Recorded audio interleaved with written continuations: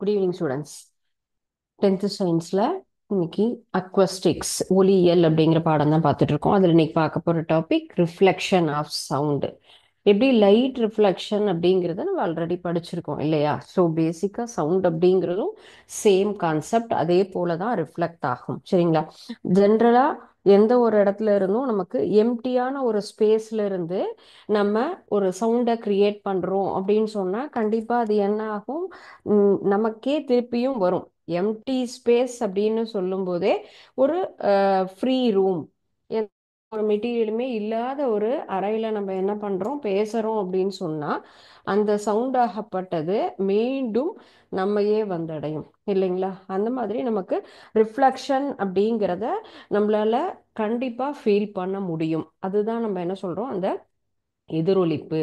நம்ம பேசுற, நம்ம எழுப்பக்கூடிய அந்த ஒலியாகப்பட்டது மீண்டும் நம்மை வந்தடையக்கூடிய அந்த ஒரு கான்செப்டை தான் நம்ம எதிரொலிப்பு அப்படின்னு சொல்றோம். இப்ப சவுண்ட் அப்படின்னு சொன்னா சவுண்டை நம்ம ஒரு இடத்துல கிரியேட் பண்றோம். சரிங்களா? சவுண்ட் அப்படிங்கிறது நமக்கு ஒரு இடத்துல இப்போ உருவாக்குறோம். ஸோ உருவாக்குற இடத்துல இருந்து அந்த ஒரு பிளேஸ் இருக்கு இல்லையா? சவுண்ட் அப்படின்னு சொல்றது ஒரு மீடியம்ல இருந்து இன்னொரு மீடியம்க்கு கண்டிப்பாக என்ன ஆகும், டிராவல் ஆகுது.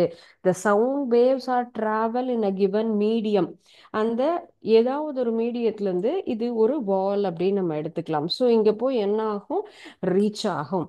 ரீச் ஆகி எகெயின் திருப்பியும் இதே மாதிரி நமக்கு பவுன்ஸ் பேக் ஆகி நமக்கு வந்து சேரும். ஒரு ஊடகத்திலிருந்து இன்னொரு ஊடகத்திற்கு என்ன ஆகும், மீண்டும் எதிரொலிக்கப்பட்டு இப்போ இங்க உருவாகக்கூடிய ஒலியாகப்பட்டது இங்க இருக்கக்கூடிய பிளேஸை ரீச் ஆகி மீண்டும் ரிஃப்ளெக்ட் ஆகி நம்மையே என்ன ஆகும், வந்தடையும். இந்த மாதிரி ஒரு கான்செப்டை தான் நம்ம என்ன சொல்லியிருக்கோம், நம்ம வந்து எதிரொலிப்பு. எதிரொலிப்பு அப்படிங்கிறதுக்கு உண்டான ஒரு கான்செப்ட் என்ன, அதுக்கு உண்டான எக்ஸ்பிளனேஷன்னா, sound waves travel in a given medium and strike the surface of another medium.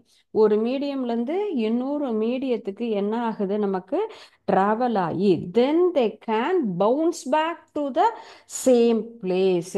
மீண்டும் பழைய இடத்திற்கே என்ன ஆகும், ஃபர்ஸ்ட் மீடியத்திற்கே நமக்கு ரீச் ஆகும்.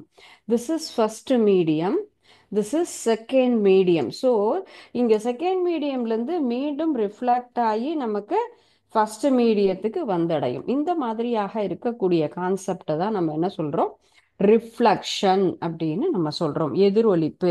ஒலி ஒரு ஊடகத்திலிருந்து இன்னொரு ஊடகத்திற்கு பரவும் பொழுது அந்த இரண்டாவது ஊடகத்தால் எதிரொலிக்கப்பட்டு மீண்டும் முதல் ஊடகத்தை வந்து சேரக்கூடிய ஒரு கருத்தை நம்ம வந்து என்ன சொல்றோம், அந்த ஒரு செயலை தான் நம்ம ஒலியினுடைய எதிரொலிப்பு அப்படின்னு சொல்றோம்.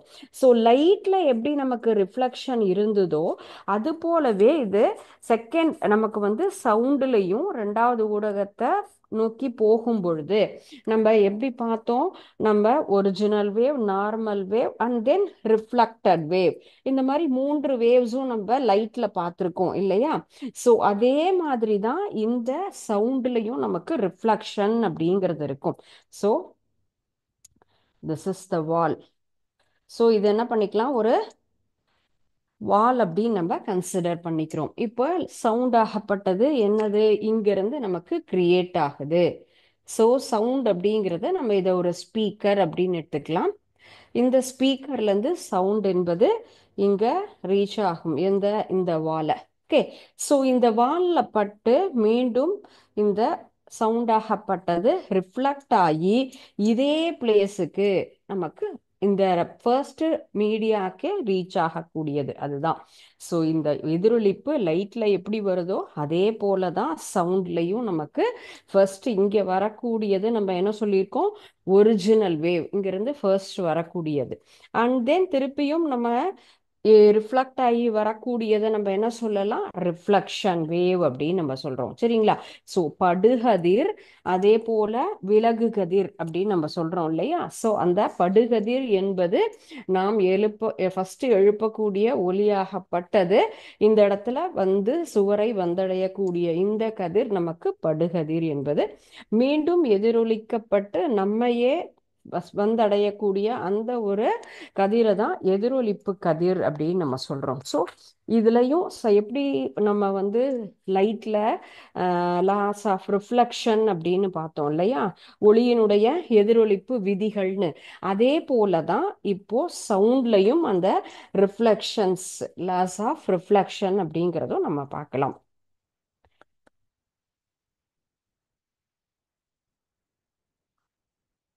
Loss of reflection. இப்போ லாஸ் ஆஃப் சவுண்ட் நம்ம வந்து சவுண்ட்ல லைட்ல எப்படி பார்த்தோம், அதே போல அதே கான்செப்ட் அப்படிங்கிறது தான்.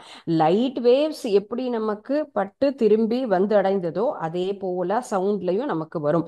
படுகதிர், எதிரொலித்து தளத்தில் வரையக்கூடிய செங்குத்து கோடு, அந்த கதிர் எல்லாமே எப்படி இருக்கும், ஒரே தளத்துல இருக்கும். அதுதான் ஃபர்ஸ்ட் ரூல். செகண்ட் ரூல், நம்ம அதுல ஒரு ஆங்கிள் நம்ம வந்து கோணம் வரைஞ்சோம் சொன்னா படுகோணமும் எதிரொலிப்பு கோணமும் ரெண்டும் சமமாக இருக்கும். ஸோ த இன்சிடென்ட் வேவ் அப்படின்னு சொல்லக்கூடியது படுகதிர் அப்படின்னு சொல்லுவோம் இல்லையா. ஃபர்ஸ்ட் நம்ம கிரியேட் பண்ணக்கூடிய அந்த ஒரு என்ன சொல்றோம், ரேஸை தான் நம்ம படுகதிர் சொல்றோம். So normal to the reflecting place.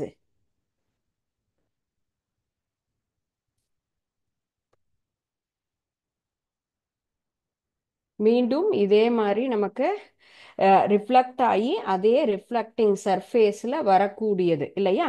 So the reflecting space and the reflection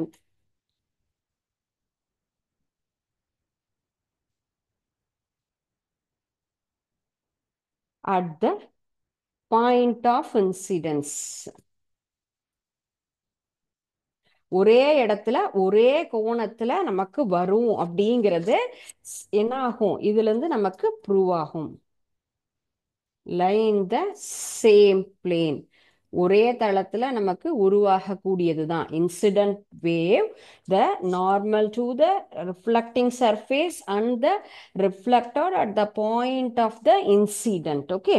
so இந்த மாதிரி படுகதிரும் அதே போல விலகு கதிரும் ஒரே எதிரொலிப்பு கதிரும் ஒரே தளத்துல நமக்கு அமையும் அப்படிங்கிறது தான். So reflected, so at the point of incidence. மூன்றுமே என்ன ஆகுது, நம்ம இதுல ஒரு செங்குத்து கோடு வரைஞ்சா அதை தான் நம்ம என்ன சொல்லியிருக்கோம், குத்துக்கோடு. இந்த மூன்றும் ஒரே இடத்தில் நமக்கு வருங்கிறது ஃபர்ஸ்ட் ரூல். செகண்ட் ரூல் அப்படிங்கிறது தான் ஆங்கிள் டிரா பண்ணக்கூடியது.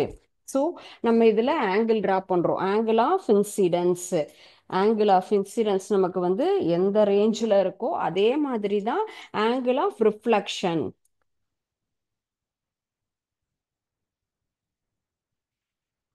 ஆங்கிள் ஆஃப் இன்சிடென்ஸ் என்ன டிகிரியில இருக்கோ அதே டிகிரி தான் நமக்கு ஐ அப்படின்னு சொல்லியிருக்கோம். So equal to angle of reflection. So angle of incidence எந்த டிகிரியில இருக்கோ அதே டிகிரியில தான் ஆங்கிள் ஆஃப் ரிஃப்ளெக்ஷனும் நமக்கு கிடைக்கும். ஸோ இதுதான் இதுல இருக்கக்கூடிய second rule. Laws of reflection அப்படின்னு சொன்னா எதிரொலிப்பு விதிகள், படுகதிர் எதிரொலிக்கும் தளத்தில் வரையப்படும் குத்துக்கோடு, எதிரொலிப்பு கதிர் எல்லாமே ஒரே தளத்தில் இருக்கும். படுகோணம் மற்றும் எதிரொலிப்பு கோணம் ரெண்டும் சமமாக இருக்கும். இதுதான் நம்ம எதிரொலிப்பு விதிகள். லைட்ல இருக்க அதே கான்செப்ட் தான் நம்ம சவுண்ட் வேவ்ஸுக்கும் இப்ப சொல்றோம். ஸோ இதுல இப்போ நம்ம வந்து இந்த ஆங்கிளோட நம்ம என்ன டிகிரி அப்படின்னு பார்க்கலாம். ஃபர்ஸ்ட் இதான் நம்ம வந்துட்டு incident ray and then this is reflection. Okay, reflect ஆகி வருது. இதுல சென்டர்ல ஒரு லைன் ஃப்ரேம் பண்றோம். ஸோ இதுதான் நமக்கு வந்து இன்சிடென்ட் ரேன்னு எடுத்துக்கலாம். Angle of incident, angle of reflection. இதுல நம்ம சென்டர்ல வரையக்கூடிய நார்மல் லைன்ஸ், ஸோ செங்குத்து கோடுன்னு சொல்றோம். ஸோ இங்க நம்ம ஆங்கிள் டிரா பண்றோம். ஸோ ரெண்டு ஆங்கிள் நம்ம இங்க டிரா பண்றோம் அப்படின்னு சொல்லும் பொழுது அந்த ரெண்டு ஆங்கிளுமே எந்த மாதிரி டிகிரியில இருக்கும், சேம் டிகிரியில இருக்கும்.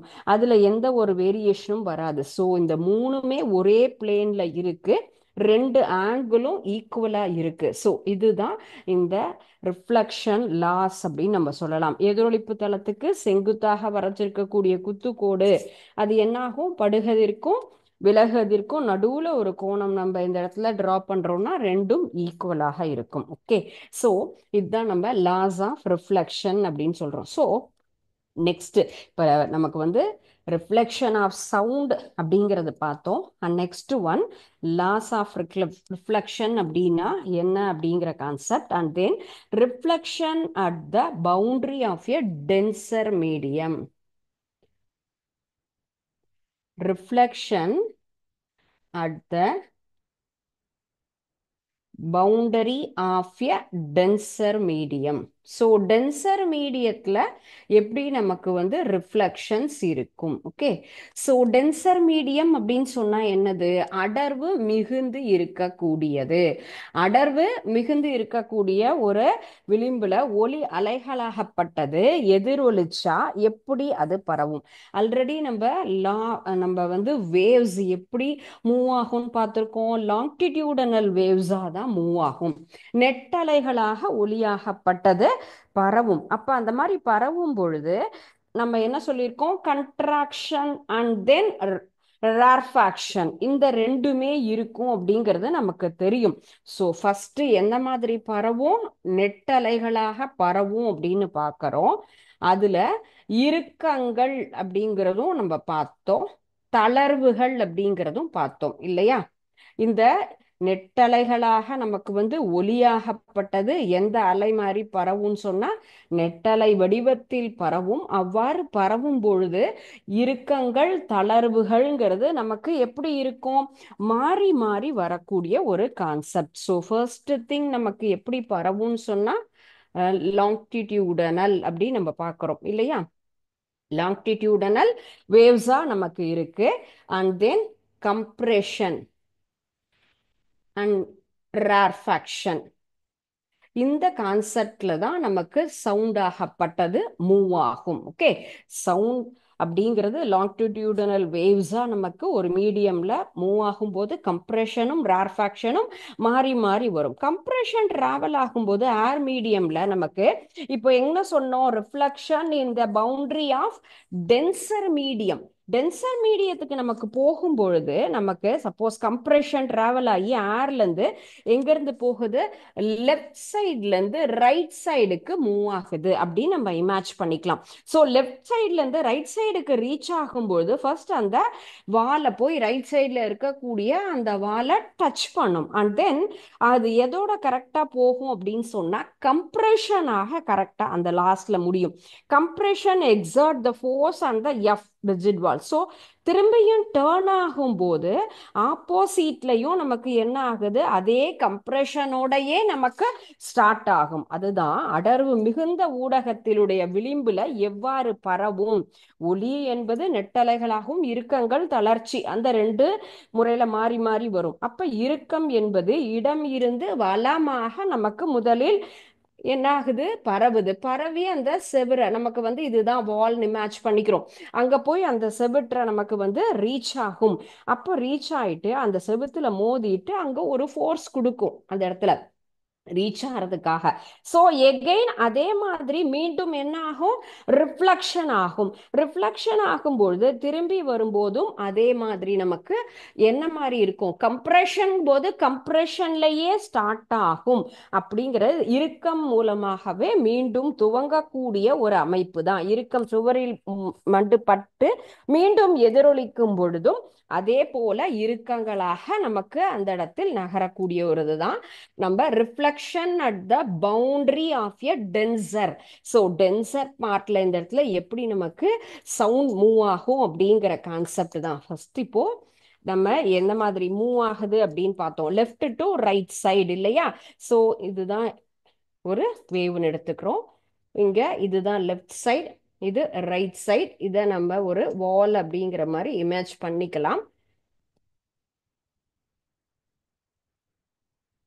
எந்த மாதிரி இருக்கும்? நெட்டலைகள் மூலமாக பரவும் அப்படிங்கிறத நம்ம பார்த்தோம். ஸோ இப்போ இதுல எப்படி இருக்கும்? Compression and then rarefaction. So compression rarefaction மாறி மாறி இந்த இடத்துல நம்ம நெருக்கமாக அப்படின்னு எடுத்துக்கலாம். ஸோ இங்க எப்படி இருக்கு நமக்கு?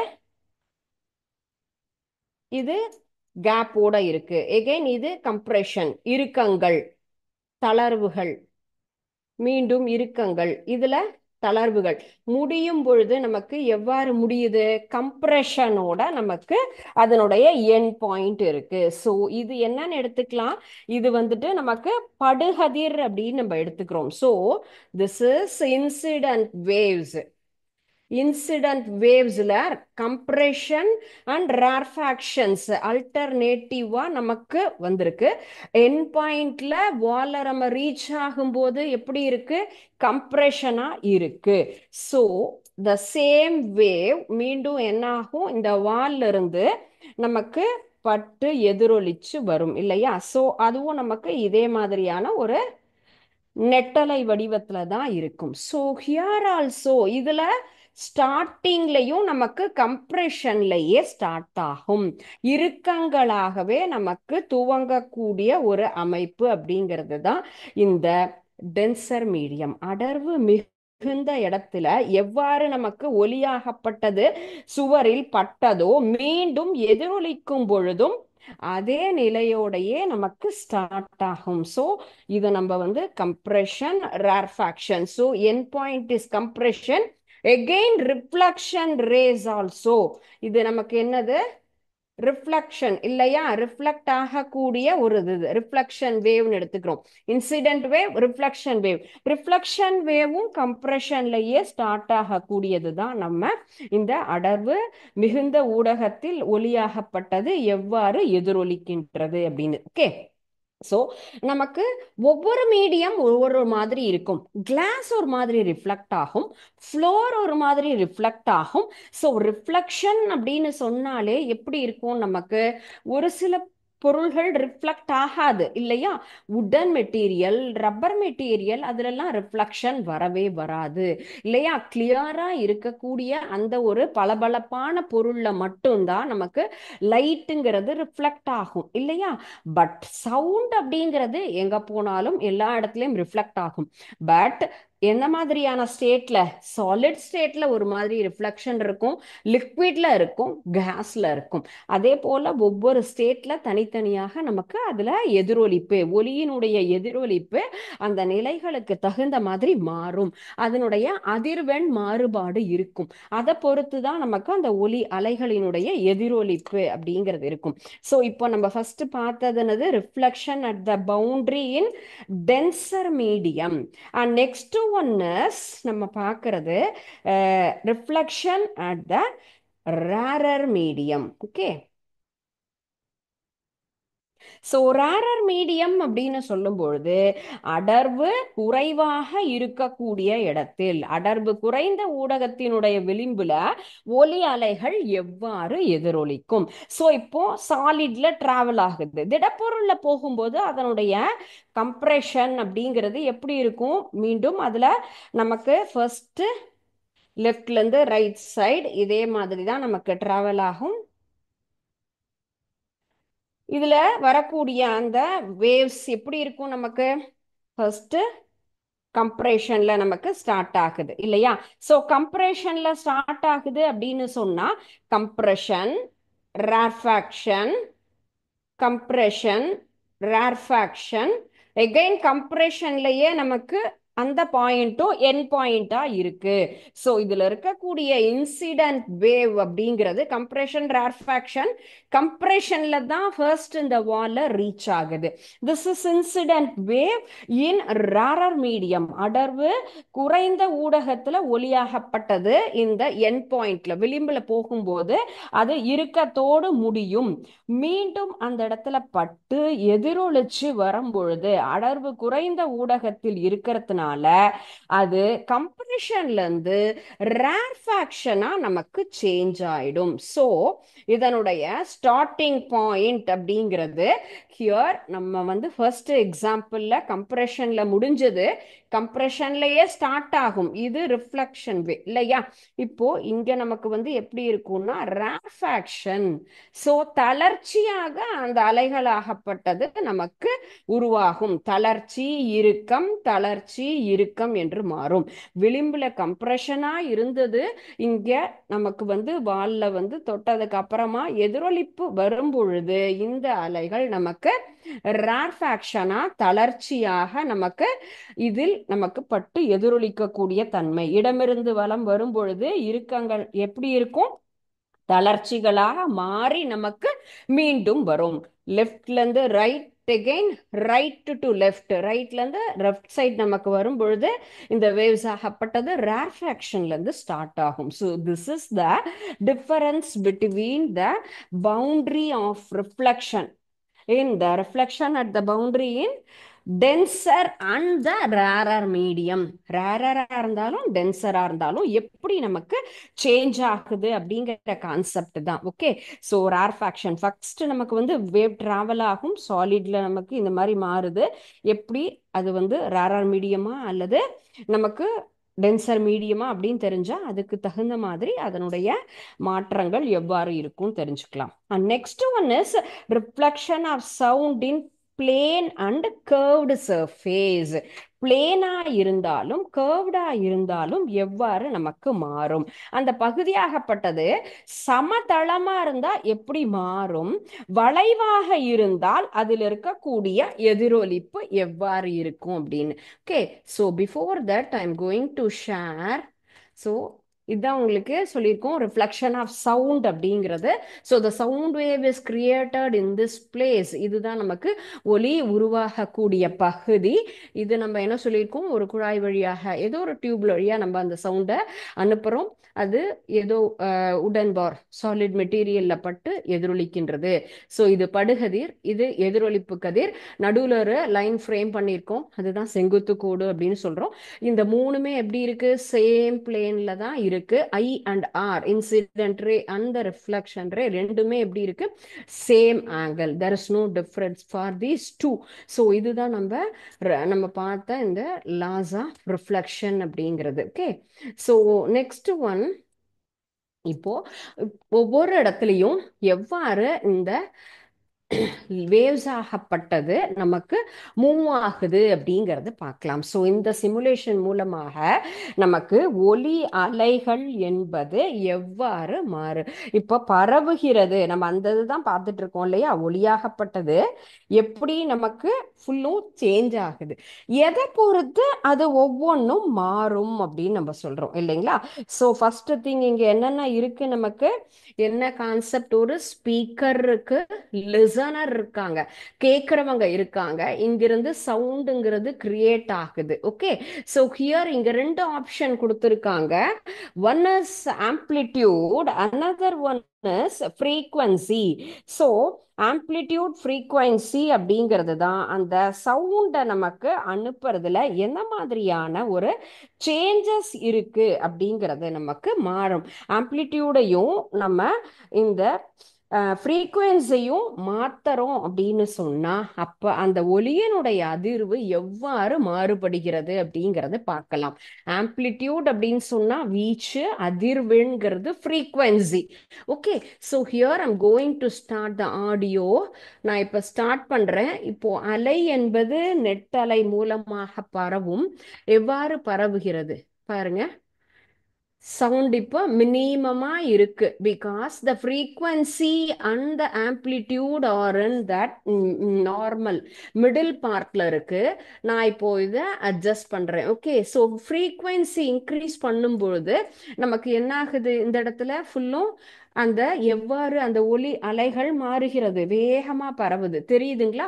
ஸோ சவுண்டாகப்பட்டது அதிர்வெண் மாறும் பொழுது, சவுண்டா பேசுறோம், ஸ்பீக்கர்ல நம்ம வந்து பாட்டு போட்டு கேட்கறோம் அப்படின்னு சொன்னா அதுல நமக்கு சவுண்ட் வேவ்ஸ் அதிகமா இருக்கு சொன்னா எப்படி இருக்கும்? நமக்கு அதிகமாக வீச்சு அதே போல நம்ம அதிகப்படுத்தும் பொழுதும் அதுலயும் வரக்கூடிய மாறுபாடு. So the same time I want to reduce the frequency.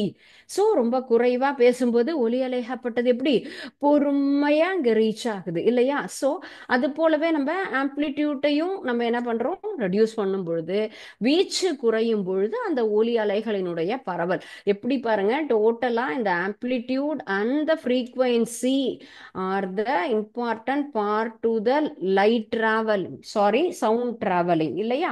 ஒலியாகப்பட்டது பரவுவதற்கு அதிர்வெண் வீச்சு ரெண்டுமே முக்கியமான காரணிகள். அது இருந்தாதான் நமக்கு என்ன ஆகும், இதுல மாறுபாடு எப்படின்னு. ஸோ நெக்ஸ்ட் ஒன் இதுல சேம் திங் தான். நம்ம இதுல மெஷர்மெண்ட்ஸ் இருக்கு. மெஷர்மெண்ட்டை யூஸ் பண்ணி நம்ம என்ன பண்ணலாம், ஃப்ரீக்வன்சியை சேஞ்ச் பண்ணும் பொழுது எப்படி அது எத்தனை நிமிஷத்துல நமக்கு வந்து இதுல பாருங்க டைம் பேஸ்ட்ல. இப்போ நான் இங்க வந்து கிளாக் ஆன் பண்ணியிருக்கேன். ஸோ ஃப்ரீக்வன்சியை அட்ஜஸ்ட் பண்றேன். ஃப்ரீக்வன்சி அட்ஜஸ்ட் ஆகும் பொழுது நமக்கு அந்த ஒலி அலைகள் எவ்வளவு பொறுமையாக நகர்கிறது அப்படிங்கிறத நம்ம பார்க்கலாம். கீழே இருக்கக்கூடிய இந்த மெஷர்மெண்ட் இன்ஸ்ட்ருமெண்ட் ஸ்கேலை யூஸ் பண்ணி என்ன பண்றோம், நம்ம சேஞ்ச் பண்றோம். ஸோ ஆம்ப்ளிடியூட் அப்படிங்கிறதும் நம்ம மாத்தி இருக்கோம். ரெண்டையும் பாருங்க.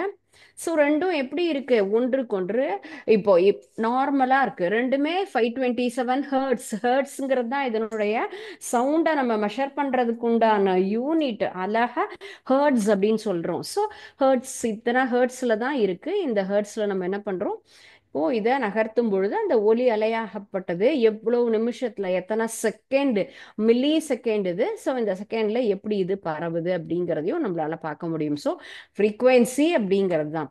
ஸோ இப்போ சிங்கிளா இல்லாம இரண்டு விதமான ஒலிகள் நம்ம ஒரே டயத்துல வருது.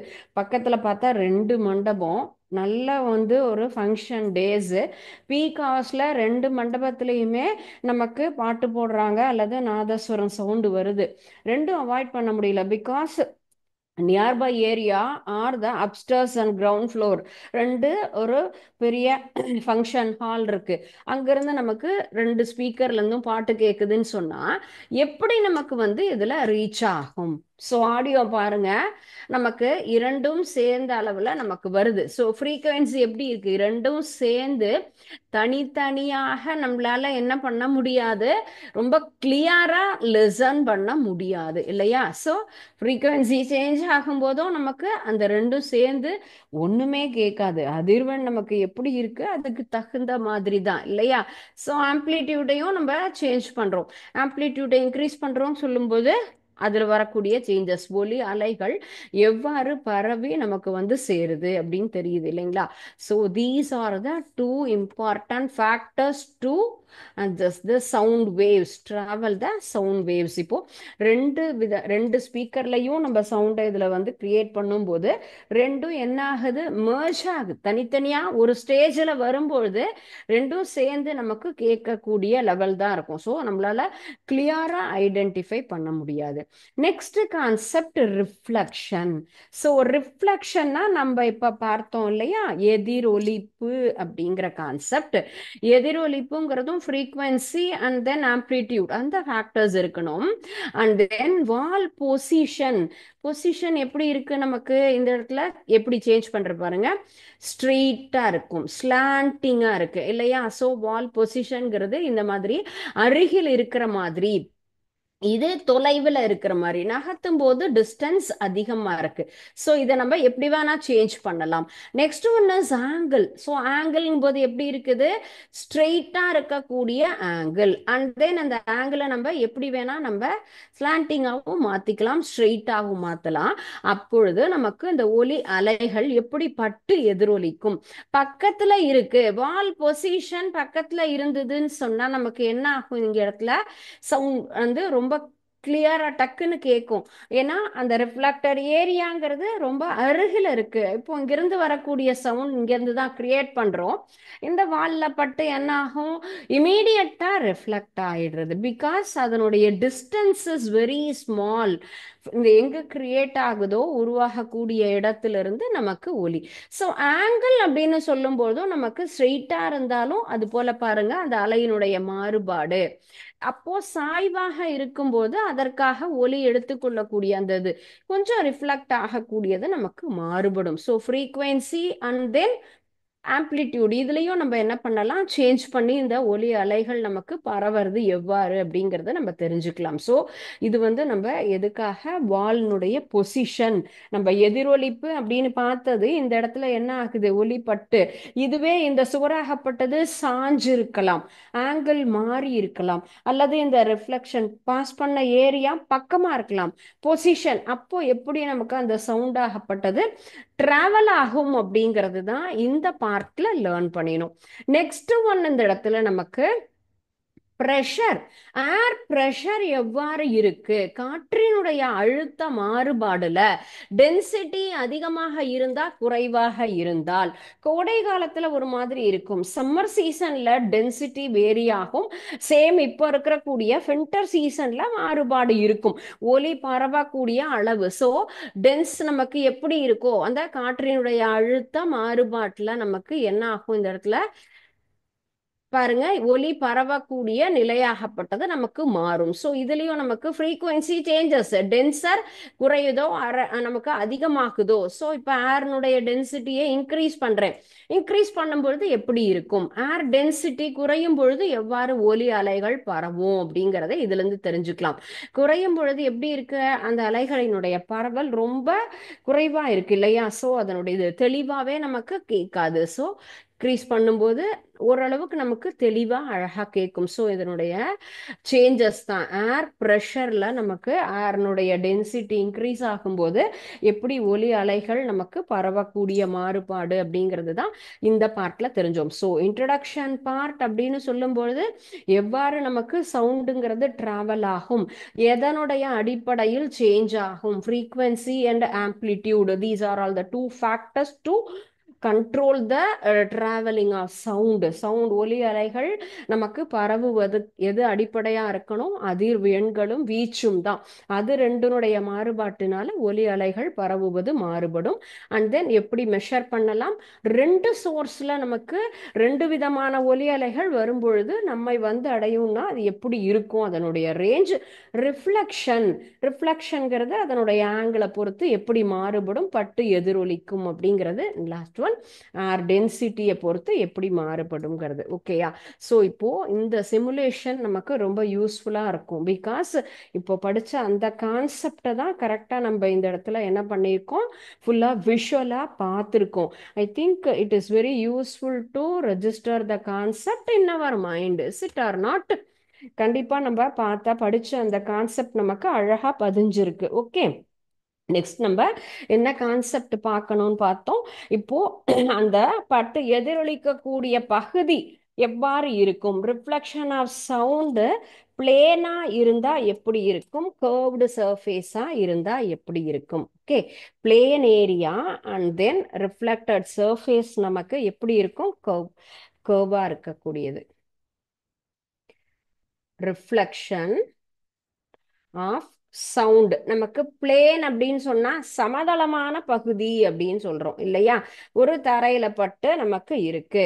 கர்வ்டு சர்ஃபேஸ் அப்படின்னு சொன்னா ஒரு பெரிய ஹால் எல்லாம், ஒரு ஃபங்க்ஷன் ஹால், ஒரு மேரேஜ் ஹால், ஆர் அதர்வைஸ் நமக்கு ஒரு தியேட்டர், அதெல்லாம் எப்படி இருக்கும், டிஃப்ரெண்டா இருக்கும், மேற்கூரையாகப்பட்டது மாறி மாதிரி இருக்கும்ல, சமதளமாக இருக்கும், வளைவான பகுதிகளில் நம்ம இப்ப பார்த்த அந்த ரிஃப்ளெக்ஷன்ல ஆங்கிளை சேஞ்ச் பண்ணோம்ல, இப்போ இப்படி மாத்தினோம், வாலை கொஞ்சம் கொஞ்சமா ரைஸ் பண்ணோம், ஸ்ட்ரெயிட்டா கொண்டு வந்தோம், அப்போ இது என்ன ஆயிருக்கு, வளைவான ஒரு பகுதி அப்படின்னு எடுத்துக்கலாம், இது நேரான பகுதி அப்படின்னு நம்ம இமேஜ் பண்ணிக்கிறோம். ஸோ அப்பொழுது அந்த ஒலி அலைகளினுடைய மாறுபாடு, இப்போ ஒலி அலைகள்ங்கிறது சமதளமாக இருக்கும் பொழுது அந்த எதிரொலிப்பு என்ன ஆகும், நம்ம ரிஃப்ளெக்ஷன் ஆஃப் லாஸ் பார்த்தோம் இல்லையா. ஸோ பிளேனா இருந்தது அப்படிங்கிற பட்சத்துல நமக்கு இது என்ன பண்ணும், பிளேன் அப்படிங்கிற இடத்துல பட்டுது சொன்னா லாஸ் ஆஃப் ரிஃப்ளெக்ஷனை ஒபே பண்ணும், விதிகளுக்கு உட்பட்டு இருக்கும்.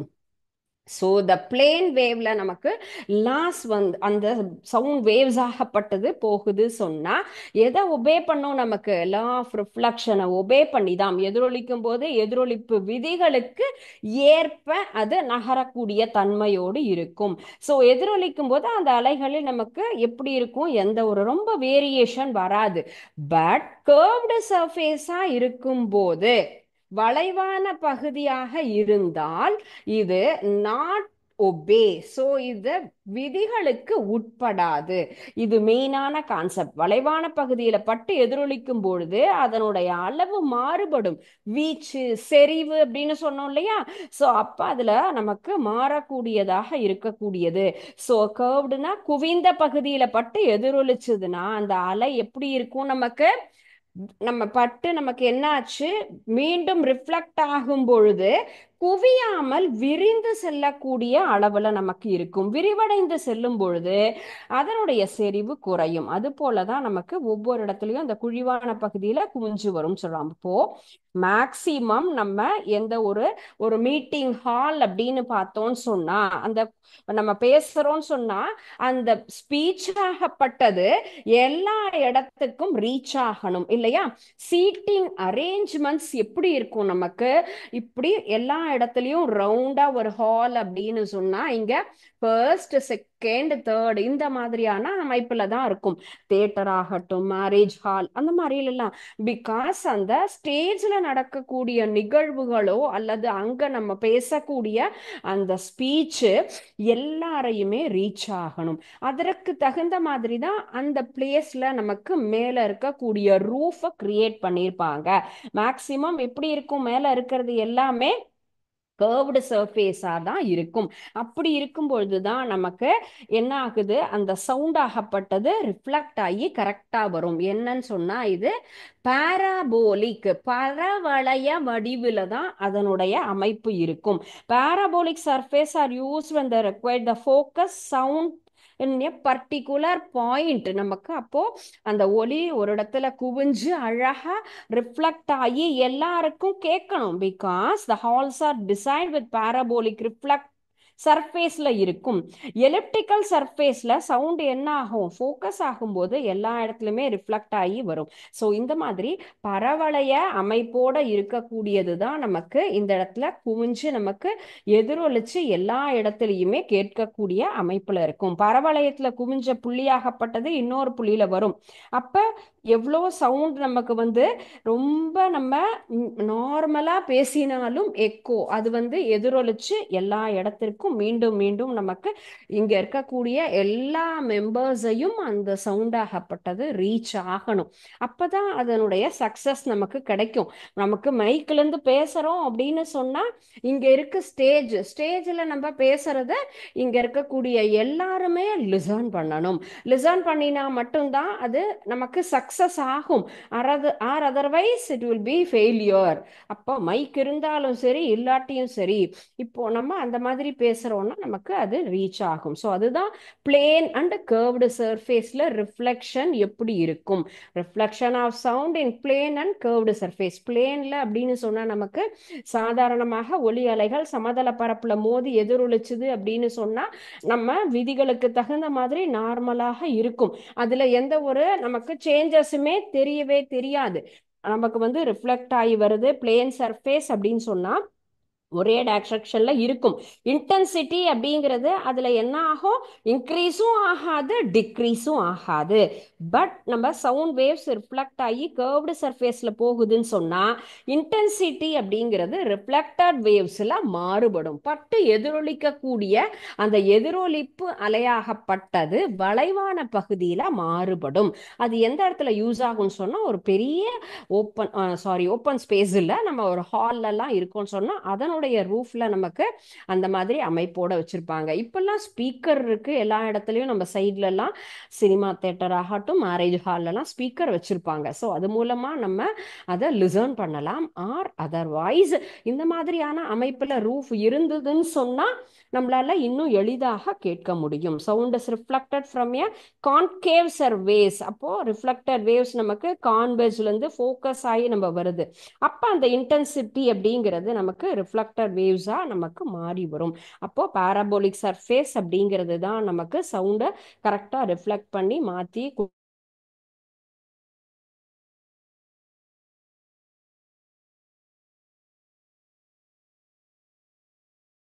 என்ன, லாஸ் ஆஃப் ரிஃப்ளெக்ஷன்ங்கிறது என்ன, reflection at the boundary in denser மீடியம்ல எப்படி இருக்கும், ரேரர் மீடியம்ல எப்படி இருக்கும், reflection of sound in plane and curved surface.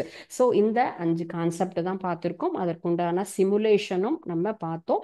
So கண்டிப்பாக இது எல்லாருமே உங்களுக்கு கிளியராக புரிஞ்சிருக்கும். ஏதாவது டவுட் இருந்தால் நெக்ஸ்ட் கிளாஸ் நம்ம டிஸ்கஸ் பண்ணலாம். Okay, thank you students.